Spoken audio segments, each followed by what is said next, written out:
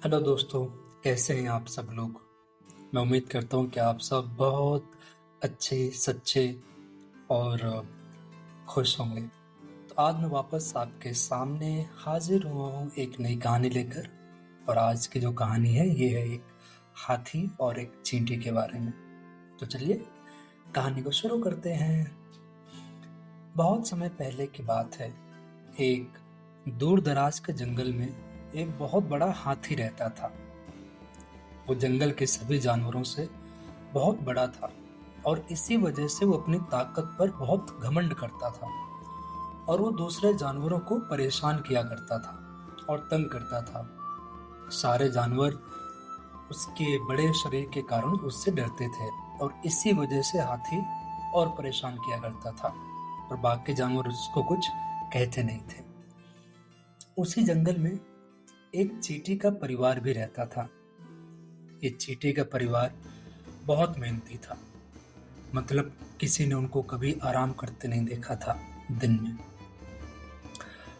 चींटी का परिवार हमेशा अपने काम में व्यस्त रहता था।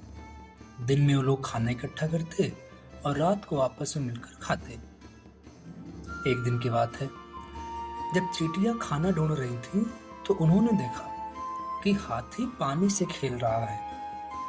जैसे ही हाथी ने चींटियों को देखा, उसने अपने सूंड से उन पर पानी फेंकना शुरू कर दिया। अब सूंड इतनी बड़ी होती है हाथी की, उसमें पानी भी ढेर सारा था। सारी चींटियां भीग गई और चौंक गई। मतलब उनको लगा कि ये अचानक से पानी कहाँ से आ गया, बारिश तो हो नहीं रही। अब चींटियों के चौंकने से हाथी को बड़ा मजा आया और वो चिल्ला चिल्ला के हंसने लगा। एक छोटी चींटी थी, उसको आ गया गुस्सा। उसने गुस्से में कहा, ये तुम क्या कर रहे हो? हमने तुम्हारा कभी कुछ नहीं बिगाड़ा, तो फिर तुम हमारे साथ ऐसा क्यों कर रहे हो? क्या तुम्हें दूसरों को तंग करना मजेदार लगता है? तुम्हें इसमें मजा आता है? चींटी ने जब इतना बोला तो हाथी को आया थोड़ा गुस्सा कि चिन्नी सी चींटी ऐसा बोल रही है। तो उसने कहा, ओ चुप रहो छोटी सी चींटी। हाथी और बोला, तुम सोचते क्या हो? अगर तुम मुझसे इस तरह बात करोगी और अगर तुमने एक शब्द और बोला तो मैं अभी तुम सबको कुचल दूंगा। चींटी के पास इसका कोई जवाब नहीं था। क्या बोलती हो, हाथी इतना बड़ा था और हाथी सच कह रहा था। अगर वो अपना एक पैर रखता तो चींटी का पूरा परिवार खत्म हो जाता। तो बेचारी चींटी चुपचाप अपने घर चली गई। घर पहुंचने पर उसके परिवार के बाकी सदस्यों ने कहा कि भाई हाथी बहुत बड़ा है और क्रूर है। क्रूर है मतलब निर्दयी है। वो हमें कुछ नहीं समझेगा और वो हमें कुचल देगा एक दिन। और इससे बेहतर ये है कि चुपचाप हमें शांति से अपना जीवन बिताना चाहिए और हाथी जो करे उसको सहते रहना चाहिए। ये सब कहा चींटी के पूरे परिवार के सदस्यों ने। लेकिन छोटी चींटी ने सोचा। उसने कहा, ठीक है, मैं भी देखती हूँ कि क्या किया जा सकता है। और छोटी चींटी ये कह के अपने परिवार के लोगों को बाहर निकल आई। अब जब रात को हाथी सो रहा था, तब छोटी चींटी जो है अपनी, वो चुपके से अपने बिल से निकली, घर से निकली और हाथी के पास पहुंची। हाथी गहरी नींद में सो रहा था। ऐसे लंबे लंबे खर्राटे ले रहा था। चींटी पास में पहुंची और चींटी ने सोचा, अब तुम देखो हाथी, अब मैं तुम्हारा क्या हाल करती हूँ। ये कहकर चींटी ने हाथी के सूंड में घुसकर उसे काट लिया। और काट ही नहीं लिया, काटना शुरू किया, काटती रही वो पूरी ताकत से। अपनी छोटी चींटी पूरी ताकत से हाथी की सूंड के अंदर काटती रही, काटती रही, काटती रही। अचानक से हाथी की नींद खुली। उसने बोला, अरे ये क्या हो रहा है? कौन है, कौन है, कौन है? हाथी पागल हो गया। हाथी जग गया, पागल हो गया, इधर उधर भागने लगा। उसको हो रहा था दर्द। उसने कहा, ये दर्द क्या है? मुझे क्या काट रहा है? हाथी बेचैन होकर चिल्लाया। हाथी ने बहुत कोशिश की, लेकिन वो चींटी तो सूंड के बाहर आ ही नहीं रही थी और ना हाथी उसको निकाल पा रहा था।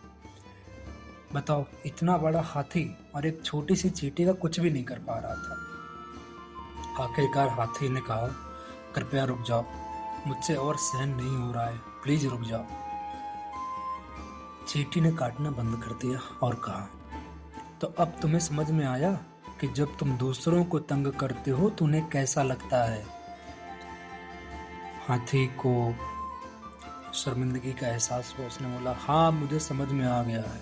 हाथी ने अपना थोड़ा सर छिपाते हुए कहा। वो बोला, मैं नहीं जानता था कि मैं दूसरों को कितना दर्द दे रहा था, लेकिन अब मुझे समझ में आ गया है। कृपया मुझे माफ कर दो और मेरे सूंड से बाहर निकल आओ। छोटी चींटी बोली, मैं बाहर आऊंगी, लेकिन एक शर्त पर। तुम मुझसे वादा करो कि अब से तुम किसी को भी परेशान नहीं करोगे। हाथी बोला, मैं वादा करता हूँ, मैं कसम खाता हूँ कि मैं आज से किसी को भी परेशान नहीं करूंगा। जैसे ही हमारे छोटी चींटी ने ये सुना, वो हाथी के सूंड से बाहर आ गई।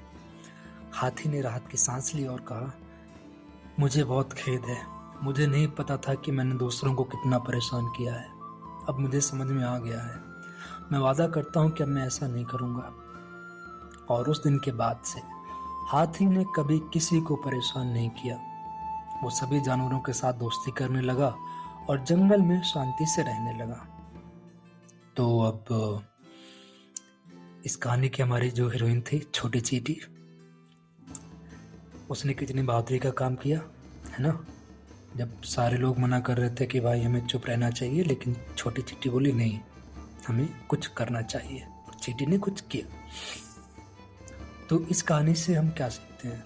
इस कहानी से हम सीखते हैं ये कि पहली बात तो ये है कि हमें अफवाहों पर विश्वास नहीं करना चाहिए कि हाथी बहुत बड़ा है। हाथी बड़ा है ये तो सच है, लेकिन हम उसका कुछ कर नहीं सकते। आज तक कोई कुछ कर नहीं पाया हाथी का। ऐसी बातों पर विश्वास नहीं करना चाहिए और हमें अपना दिमाग लगाना चाहिए कि चलिए ये समस्या है तो अब क्या कर सकते हैं, है ना। जब हम दिमाग लगाएंगे तो हमें कुछ सुझाव आएगा। सुझाव क्या आएगा? हमारे पास कोई हल आएगा, समस्या का कोई सॉल्यूशन आएगा, और तभी हम कुछ कर पाएंगे।